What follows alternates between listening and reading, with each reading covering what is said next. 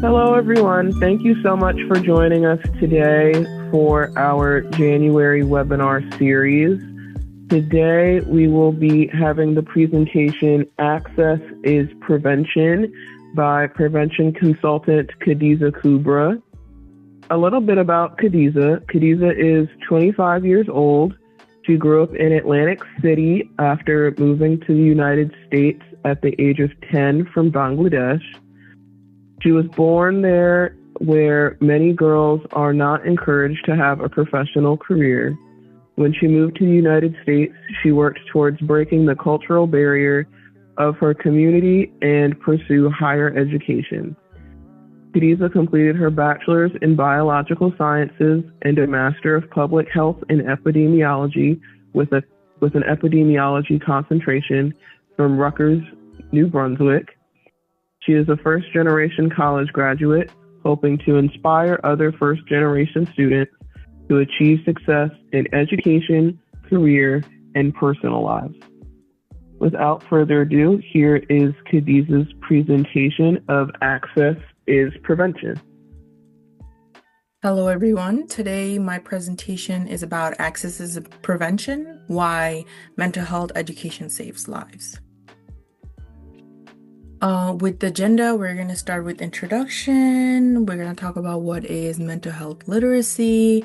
We're going to discuss some of the myths and misconceptions about mental health and access to care. So starting with introduction, I like to go with numbers because it puts a perspective of what exactly we're talking about. So around 60 million US adults live with mental health illnesses, right?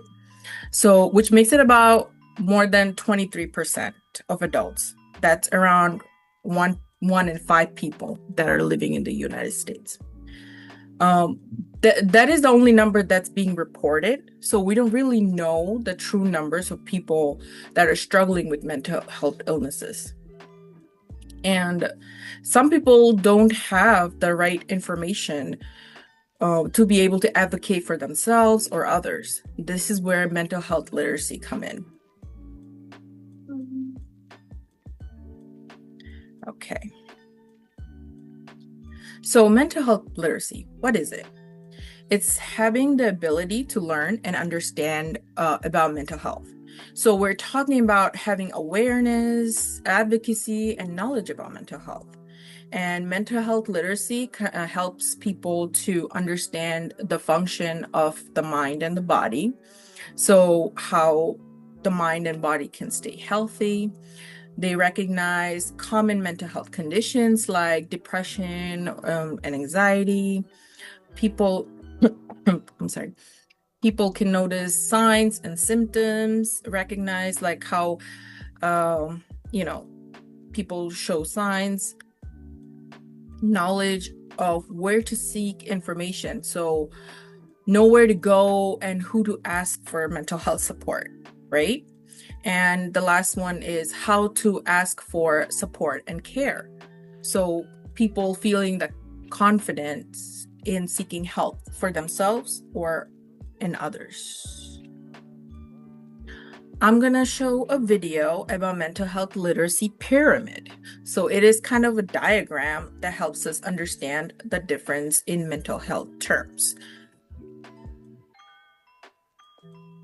Have you ever wondered about the difference between the terms mental health, mental distress, or mental illness? The language out there can be confusing, and sometimes even conflicting. When we use phrases such as mental health issue, mental wellness, or mental problem, no one really knows what we're talking about. Using the correct language not only helps us to intervene more effectively, but it also reduces stigma. We've got a tool to help everyone get on the same page when it comes to talking about mental health.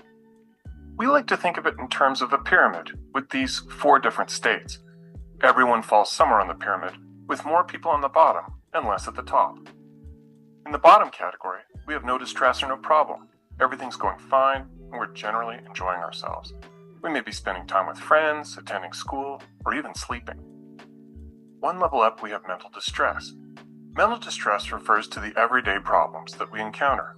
These are things that irritate us, things that we're worried about, or problems that come our way.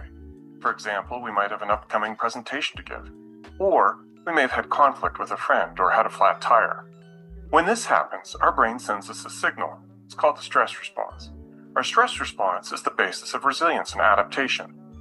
Once we successfully solve the problem, the stress response usually goes away because we've developed the skills we needed to adapt.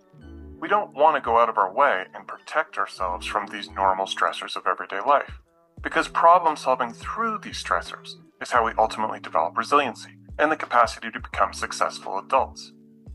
But oftentimes in life, we're faced with problems in our environment that are simply too big for us to quickly solve or deep breathe our way through. That's what we call a mental health problem, which is the third level up in the pyramid. Mental health problems are serious events such as a parent dying, having a divorce in your family, moving to a new country without sufficient resources. Mental health problems may keep us up at night. They may cause intense emotions, and they may last for a long period of time. But remember, they're normal. These are difficult times when it's important to reach out to others for help. Mental health problems may require the support of friends, family, counseling, or just time. The top of the pyramid, reserved for the fewest number of people, is a mental disorder or mental illness. This includes diagnoses such as clinical depression, clinical anxiety, or bipolar disorder. A mental disorder is very different than a mental health problem. This is where we see something going on in the brain, a perturbation of usual brain functioning. This is where evidence-based medical and therapeutic treatment is needed by specially trained professionals. Remember, the pyramid is not a continuum. Mental distress does not necessarily lead to a mental health problem or to a mental illness. In fact, we can even be at each level of the pyramid at the same time. For instance, someone can have ADHD, mental disorder, be grieving the loss of a loved one, mental problem, have an upcoming exam that they're worried about, mental distress, and sometimes they can just forget all about it and feel fine. All of these levels or components of the pyramid are part of our overall mental health. We need to make sure that we don't define good mental health as never having a bad mood. Good mental health includes a wide variety of emotional states. There are times when we are frustrated, indifferent, happy, sad, lazy, joyous. These are all parts of life and normal fluctuations in our mood. If a person has a mental illness, it doesn't mean that they lose their mental health. So let's start using the correct language, because it really does matter. Depression is not the same as feeling sad, and ADHD is not the same as being hyperactive. When we speak from a common framework, we're reducing stigma and building the foundation for better mental health care for everyone. To learn more, check out teenmentalhealth.org. Called depression. Have you ever wondered about the difference between the terms? I wanted to go back and show you this pyramid again. So the reason why I brought this video up is because as a prevention consultant, we go to schools and we talk to kids about anxiety, depression, and any other emotions that negative, positive, they feel through. So one time I remember going in and talking to freshmen in high school about, anxiety and like what kind of stress they feel during exams and like, the school pressures.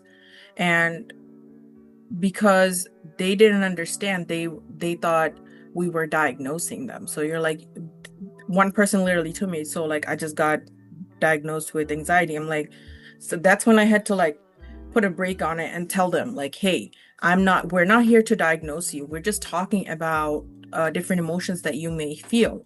So going back, if I were to go back and tell this person, I would probably show them this pyramid and tell them like, hey, these are the categories, and if you really do need help, you do need to talk to a psychiatrist to help you. But there are normal ranges of emotions, positive or negatives, that we go through, and that is normal. Okay. Next, I want to talk about myths and misconceptions about mental health, right?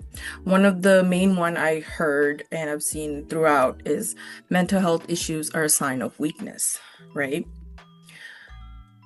Mental health struggles are not about weakness. Factors such as genetics, your like stress levels, life experiences, environments can affect your mental health. Just like we don't see somebody with the flu as someone as weak, mental health challenges don't define a person, right?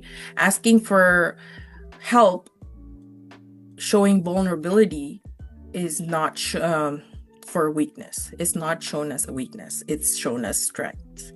So sometimes we have issues where culture or family pressure to like tell someone, oh, tough it out, can make people ignore their emotion, put it to side. But ignoring problems often makes someone, feelings much worse.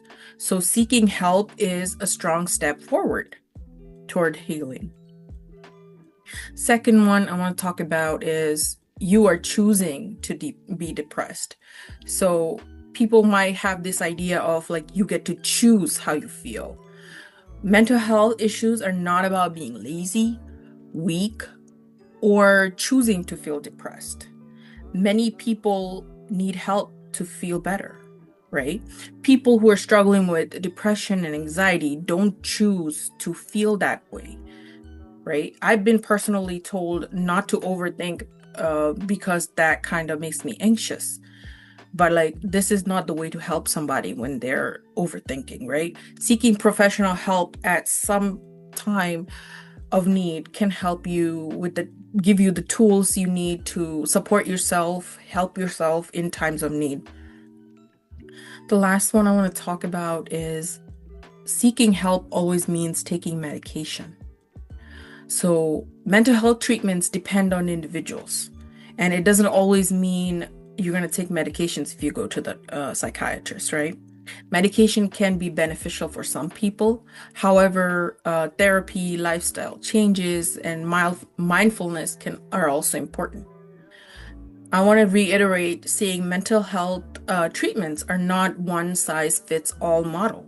So finding the right approach to treatment takes time and involves like trial and errors guided through your doctors.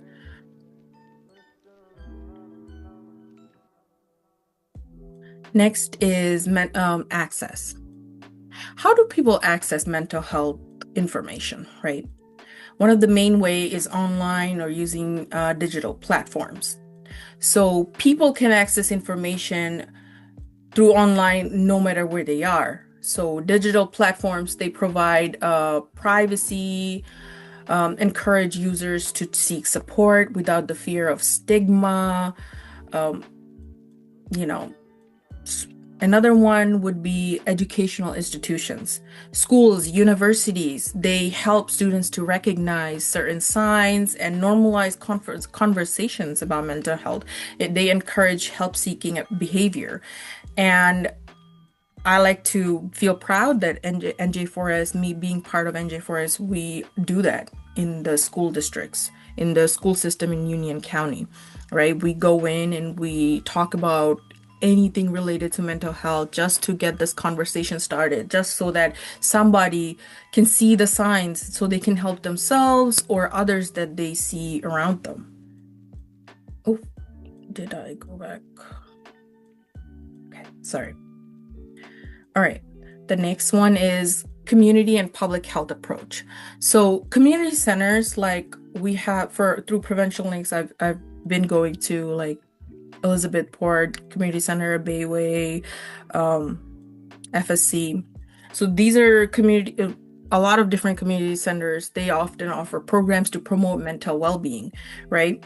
They offer workshops, trainings to help parents or other community members, kids, to come together, talk about certain things that they want to talk about, just so that they can access the mental health related information to help them. Goodness, hold on. Okay. Barriers to access. Accessing online and digital platforms doesn't always, like, not everyone have that, right? Especially the older generations, they may struggle with technology, so they may not get the information that they can access. Cultural and language barriers, right? Mental health programs, they can be designed with one-size-fits-all approach, which can affect communities that are diverse. And without culturally appropriate resources, these populations are at risk of being underserved. For example, I had to be a translator to my family to teach them about mental health information and any kind of health information, because some of my family members did not understand English. So if I didn't go with them, they would just be confused most of the times. So, it does take a lot of pressure when the information being provided, it's not for a diverse population. Another barrier to access is lack of resources. Let's talk about underserved regions, communities. They often lack resources that limits mental health education access throughout the communities. So even if those resources exist, sometimes we have additional barriers such as, let's say, cost of transportation, childcare, taking time off of work. They can prevent participation of those. So I want to go back to statistics. More than 28 million adults with mental illness who did not receive any mental health treatment. So there are 28 million people as of, I think, 2025. That's where the survey came in. So they talked about 28 million people, adults, that are known to have mental health illness, but they did not receive any mental health treatment, whether it was because of resources, whether it was because they didn't understand, or they didn't get the support they needed. So I was curious about New Jersey's rate, as we live in New Jersey, and according to MHA, New Jersey is ranked 27. Which is not the best in terms of mental health treatment access, but it is not the worst either. So we're kind of like in between, which we need to do better. So we want to talk about mental health access, mental health literacy access being prevention. Access is prevention. So it reduces preventable health problems. So I want to talk about mental and physical health. They go hand in hand, right? When you have poor mental health or untreated mental health illnesses, you are more likely to develop physical health problems, right? Studies found that people with depression have a higher risk of heart diseases. It is also noted a large number of cardiovascular disease patients also experience depression. So this is like a cycle. So if you have depression, you are more likely to have heart diseases. And then if you already have heart disease, you are more likely to be, depressed because of everything that's going on. And someone who doesn't have that someone who has the knowledge of mental health can recognize that this is a cycle. And they can work toward breaking that cycle, which can reduce preventable health outcomes in our community. And second, we talk about help to manage daily stress, anxieties, and major life transition. So mental health access, it provides tools and techniques for coping with stress, such as breathing exercise, mindfulness. It kind of helps us to manage our daily problems that we go through. So building knowledge to recognize and address mental health challenges. So it teaches to spot subtle or obvious signs of mental health issues, encourages early intervention and access to support. Access is prevention in terms of it reduces stigma by promoting understanding, empathy, and acceptance. So it also challenges myths and misconceptions while encouraging open conversations, creating safer spaces for seeking help without the fear of judgment. And education, it fosters compassion by helping people understand other people. So building healthy relationships, it also builds healthy relationships by teaching communication, trust, boundaries, and conflict resolution skills, which in turn supports stronger personal and professional connections. I want to provide some resources that when I was doing my research, I found out 988 Suicide and Crisis Lifeline is a great resource. It's you have to like call or text 988 if you live in the US, and it's 24/7, it's free, it's confidential support for emotional distress or suicidal thoughts or any kind of crisis, emotional crisis that you're going through. Next one is National Alliance on Mental Illness. I used some of the information that they provided on our presentation, especially the numbers. So it also the website, they also provide like education, peer support groups, and resources for individuals and families affected by mental illness. Another one is Mental Health America, and it is a free mental health screenings. It provides facts, it provides tools to support prevention and early intervention. And another one is, if you do need therapy, how do you get to that, right? A simple search on Google or any search engine, just write therapy online, and you should have a lot of options. Psychology Today is a therapist finder. Another one I've been told personally is BetterHelp. So they help people find licensed therapists, counselors, and psychiatrists based on your location, the insurance that you have, and specialty. Like if you need specific help, they have specific counselors for those. The last one is Crisis Text Line. So if you text HOME to 741-741, it's an immediate text-based support from trained crisis counselors. That concludes my presentation. These are my references and our feedback page for today's presentation. And this is our NJ4S social media. Thank you so much, Khadiza, for that presentation. It was very informative and just very eye-opening. Hopefully it helps a lot of people get a base understanding of where to start with access to mental health information.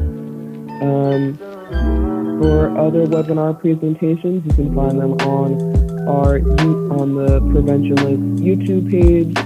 And as Khadiza shared, those are our social media and a way to reach out to us if you're in NJ4S Union programming. Thank you all so much for joining us today, and we'll see you at the next one.